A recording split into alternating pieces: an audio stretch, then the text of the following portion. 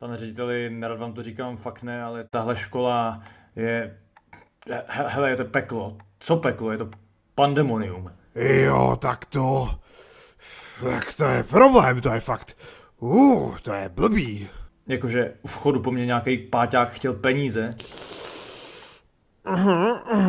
Ta učitelka, co jí máme, tak třeba vůbec nedává pozor, co se ve třídě děje. Asi tomu učivu jako vůbec Jo, nerozumí. to je fakt blbý teda. Jsou tu vymlácený okna, jo, hrozně to tady smrdí, jakože fakt strašně, nevím, jestli jsem to zmínil. Asi Jo, ne. to je děsný teda, to je děsný, no.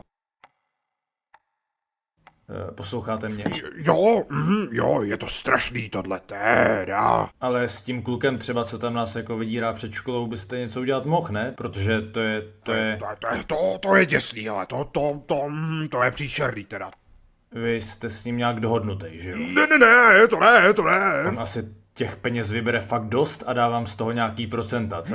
Ne, tak to A není. vy se za odměnu koukáte vedle, když to dělá. Ne, hele, tak to teda není, chlapče, ale teda, to je teda fakt něco, no. Každopádně, hele, pokud už nic nemáš, Samozřejmě, že jsme to ještě ne... pokud už nic nemáš, To tak, ani nebylo všecko, co jsem... pokud už nic nemáš, tak se asi můžeš vrátit do třídy. Jo, dobře, tak jo, tak fajn, ale hele, jako teda, to bylo, jo.